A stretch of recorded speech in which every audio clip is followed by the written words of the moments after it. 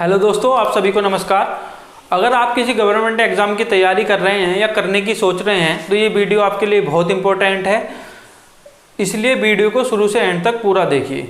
देखिए बच्चों, कल मोदी सरकार ने एक नई agency NRA national recruitment agency राष्ट्रीय भर्ती संस्था की घोषणा की है, जो SSC, बैंक और रेलवे के लिए एक कॉमन एलिजिबिलिटी टेस्ट CET को कंडक्ट कराने जा रही है। देखिए अभी तक क्या होता है, SSC, IBPS और रेलवे टीयर 1 की परीक्षा अलग अलग आयोजित करवाते हैं। मतलब SSC अपने लिए टीयर 1 कंडक्ट कराता है, रेलवे अपने लिए और IBPS अपने लिए। लेकिन ये जो NRA बनी है, ये जो एजेंसी बनी है, ये इन सब के लिए स्टेज 1 टीयर 1 का एग्जाम एक साथ कंडक्ट कराएगी। अभी ये केवल SSC, बैंकिंग और रेलवे में लागू होने जा रहा है, लेकिन धीरे धीरे सरकार की योजना है कि इसको सभी के लिए लागू किया जाए, क्योंकि सरकार का मानना है कि लगभग 20 एजेंसियां ऐसी हैं जो भिन्न भिन्न तरह के सरकारी नौकरी के लिए एग्जाम कंडक्ट कराती है, और इन सबको उसकी योजना ये है कि एक ही एजेंसी के द्वारा ये सारे एग्जाम कराए जाएं और जिनका टीयर 1 क्या हो, कॉमन हो। ठीक है, जिनका फर्स्ट स्टेज का जो एग्जाम है वो कॉमन होना चाहिए। लेकिन शुरू में स्टार्टिंग में ये केवल SSC, रेलवे और बैंकिंग के लिए होने जा रहा है। तो देखिए ये CET क्या है, इसके बारे में, इसके क्या फायदे हैं, क्या नुकसान हैं, ठीक है, ये किस तरीके से काम करेगा, इस बारे में हम एक एक करके बात करेंगे। तो चलिए चलते हैं की पॉइंट्स की तरफ। देखिए पहला पॉइंट है कि ये केवल SSC, बैंक और रेलवे की परीक्षा कंडक्ट कराएगा। बिल्कुल सही है, मैंने अभी आपको बताया था कि केवल ये अभी जो है SSC, बैंक और रेलवे की परीक्षा कंडक्ट कराएगा। बाद में ये और भी परीक्षा जैसे FCI वगैरह है वो इसके माध्यम से कंडक्ट हो सकते हैं, लेकिन अभी जो स्टार्टिंग में है वो सरकार ने केवल 3 परीक्षाओं के लिए इसको कॉमन किया है, वो है रेलवे, SSC और बैंकिंग। दूसरा है कि ये जो एग्जाम है ये 3 लेवल पर होगा। ठीक है, ये 3 लेवल पर एग्जाम होगा। एक होगा 10th लेवल, एक होगा 12th लेवल और एक होगा ग्रेजुएट लेवल। ठीक है, और हर लेवल के लिए साल में 2 एग्जाम होंगे, यानी 10th लेवल के लिए एक साल में 2 एग्जाम, 12th लेवल के लिए एक साल में 2 एग्जाम और ग्रेजुएट लेवल के लिए भी एक साल में 2 एग्जाम होंगे। इसका मतलब एक साल में टोटल कितने एग्जाम होंगे, 6, और इन 6 के 6 एग्जाम को कौन कराएगा, NRA नेशनल रिक्रूटमेंट एजेंसी कराएगी। देखिए जो बच्चा अभी 10th करके आया है वो एक साल में 2 एग्जाम दे सकता है, जिसने 12th कर ली है वो 4 एग्जाम दे सकता है, और जो ग्रेजुएट है वो एक साल में 6 एग्जाम दे सकता है। अगला जो पॉइंट है वो ये है कि ये जो पेपर होगा वो ऑब्जेक्टिव टाइप एग्जाम होगा। ठीक है, मतलब सब्जेक्टिव नहीं होना, ऑब्जेक्टिव होगा। एक क्वेश्चन आएगा, उसके 4 या 5 ऑप्शन होंगे, उनमें से हमें एक चूज करना होगा, और ये ऑनलाइन होगा पेपर। ठीक है, पेपर जो होगा वो ऑनलाइन मोड में होगा। अगला पॉइंट ये है कि जो आपको पेपर मिलेगा वो 12 लैंग्वेज में होगा। ठीक है, मतलब सरकार पेपर को 12 लैंग्वेज में अवेलेबल कराएगी। आप अपनी सुविधा के हिसाब से अपनी लैंग्वेज चूज कर सकते हैं। ठीक है, बाद में इसमें लैंग्वेजों को बढ़ाया भी जा सकता है, ऐसा सरकार का कहना है, लेकिन स्टार्टिंग में जब होगा तो उसमें 12 लैंग्वेजेस होंगी, 12 भाषाओं में जो होगा पेपर होगा। अगला पॉइंट ये है कि टीयर 1 का सिलेबस सभी के लिए सेम होगा, मतलब SSC, बैंकिंग और रेलवे के लिए सेम सिलेबस होगा, क्योंकि आपको पता है कि एग्जाम सेम है तो सिलेबस भी क्या होगा, सेम होगा। देखिए रेलवे में इंग्लिश नहीं आती अब तक टीयर 1 में, और SSC और बैंक में आती है, तो पता नहीं इंग्लिश को किस तरह से मैनेज करेंगे, आएगी नहीं आएगी, इन सब चीज़ों के बारे में बाद में आपको बताया जाएगा। अभी इस बारे में कुछ नहीं कहा गया कि कौन कौन से सब्जेक्ट होंगे, कितने मार्क्स का क्या होगा, अभी कुछ इस बारे में नहीं पता। ठीक है, अच्छा ये भी क्वेश्चन बच्चे पूछ रहे हैं कि सर टीयर 1 क्वालिफाइंग नेचर का हो सकता है कि नहीं हो सकता, तो अभी कुछ नहीं पता। देखिए SSC का टीयर 1 क्वालिफाइंग नहीं होता, उसके मार्क्स ऐड होते हैं, जबकि IBPS का टीयर 1 क्वालिफाइंग होता है।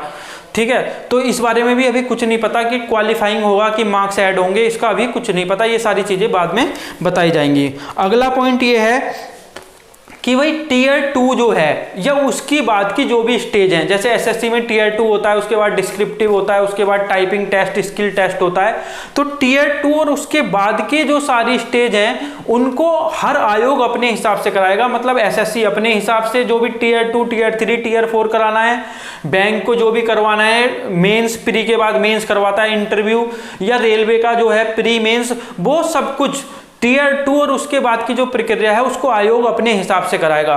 ठीक है, ऐसा बिल्कुल मत सोच लेना कि ये आयोग जो एसएससी है, रेलवे है, ठीक है, आईबीपीएस है, ये खत्म हो गए, बिल्कुल नहीं भाई। बस टीयर 1 सबका कॉमन हो गया है, जिसको एनआरए कंडक्ट कराएगी सीईटी के माध्यम से, लेकिन टीयर 2 और उसके बाद के जितनी भी स्टेज हैं उन सबको आयोग अपने हिसाब से कंडक्ट कराएंगे।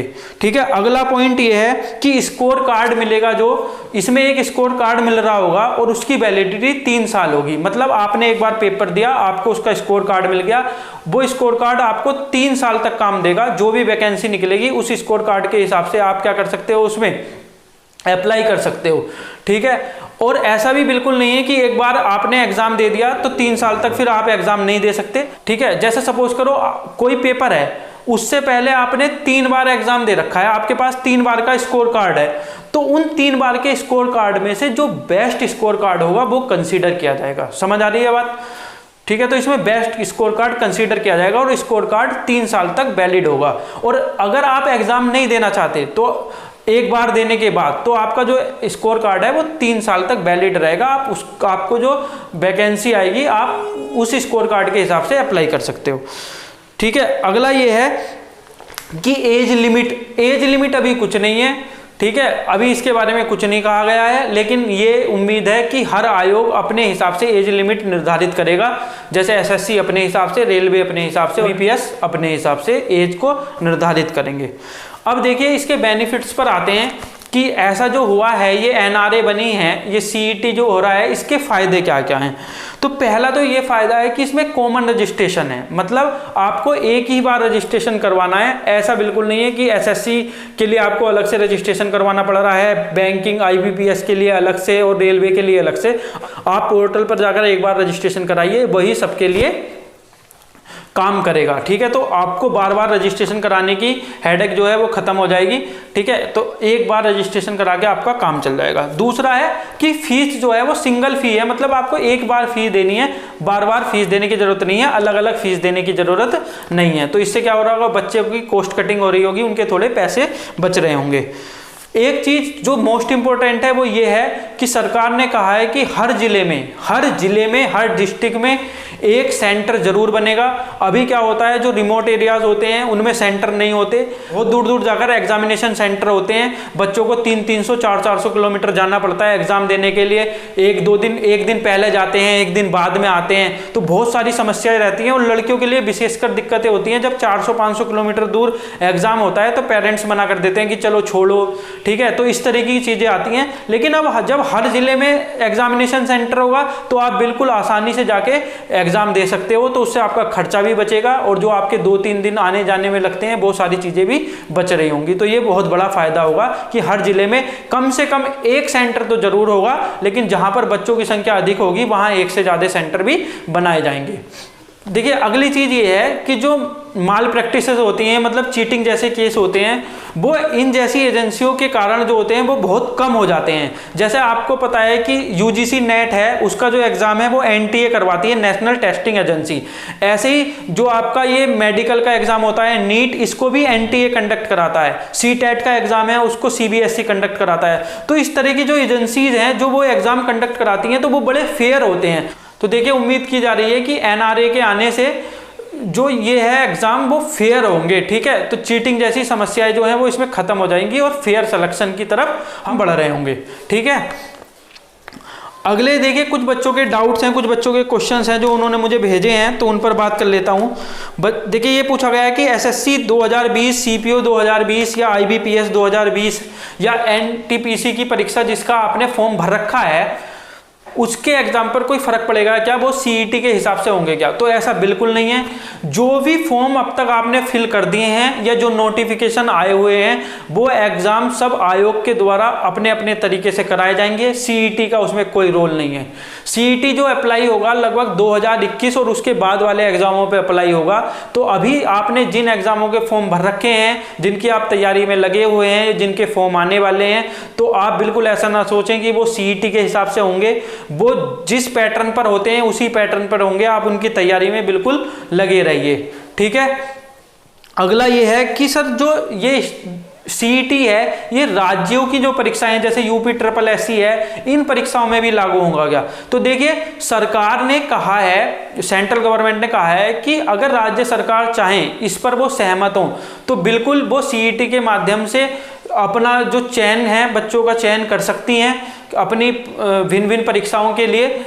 और मैंने देखा है कि योगी आदित्यनाथ जी जो हैं उन्होंने अपने पेज पर लिखा भी है कि सीईटी के माध्यम से हम चीज़ें करने लग रहे होंगे, तो वो किस हिसाब से होंगी उसके लिए आगे गाइडलाइंस आएंगी कि कौन कौन से एग्ज़ाम को वो किस तरीके से कराएंगे। लेकिन अभी तो इसमें कुछ नहीं है, 2021 से चीज़ें शुरू हो रही होंगी, ठीक है, तो उसके लिए गाइडलाइंस आएंगी कि कैसे वो सारी चीज़ें होने लग रही होंगी। अब देखिए एक सवाल ये है कि यूपी एसआई और बिहार एसआई या दिल्ली पुलिस कांस्टेबल जो 2020 है इस पर कोई प्रभाव पड़ेगा। तो बिल्कुल नहीं प्रभाव पड़ेगा भाई। देखिए बिहार एसआई का नोटिफिकेशन आ गया है, दिल्ली पुलिस कांस्टेबल का नोटिफिकेशन आ गया है, तो उन पर तो कोई प्रभाव पड़ना ही नहीं है। दिल्ली पुलिस कांस्टेबल को एसएससी कराएगी, बिहार पुलिस वाले को बिहार पुलिस का जो आयोग है वो कंडक्ट कराएगा, ठीक है। अब बचा यूपीएसआई। तो देखिए अगर यूपीएसआई का फॉर्म हाल फिलहाल में आ गया जिसका बिल्कुल उम्मीद है कि सितंबर में फॉर्म आ जाएगा, तो वो भी अपना यूपी ट्रिपल एससी अपने हिसाब से यूपी गवर्नमेंट कराएगी, ठीक है, तो उस पर भी कोई प्रभाव नहीं पड़ने वाला। देखिए अभी इसमें बहुत सारी चीजें हैं, तीनों आयोग के जो अध्यक्ष हैं या जो कमेटी के लोग हैं वो आपस में बात करेंगे, सिलेबस क्या रखना है, एज लिमिट क्या रखनी है, उस हिसाब से वो सारी चीजें करने लग रहे होंगे। तो देखिए इसमें अभी कम से कम 6-7 महीने का टाइम बिल्कुल लग जाएगा, उसके बाद चीजें सीईटी के आधार पर हो रही होंगी। तो वो अभी दूर का प्रोसीजर है, उसमें अभी थोड़ा सा टाइम लगेगा। इसलिए जिन एग्जाम पे आपका फोकस है, आपने फॉर्म भर रखे हैं, आप उनकी तैयारी में बिल्कुल तन मन से लगे रहिए, ठीक है, इधर उधर भटकने की बिल्कुल ज़रूरत आपको नहीं है। तो देखिए इसका जो पूरी कहानी है उसका सारांश ये है कि एक एजेंसी बनी है एनआरए, वो कराएगी सीईटी, एसएससी, बैंक और रेलवे के लिए 3 स्टेज पे एग्जाम होगा, 3 लेवल पे एग्जाम होगा, 10th लेवल, 12th लेवल और ग्रेजुएट लेवल। तो उम्मीद करता हूँ इसके बारे में सारी चीज़ें आपको अच्छे से समझ आ गई होंगी। आपका कोई डाउट रह गया है तो आप कमेंट बॉक्स में लिखिए डाउट को, मैं उस चीज़ को आपको रिप्लाई करने लग रहा हूँ, ठीक है। आज के लिए इतना ही, बहुत बहुत धन्यवाद।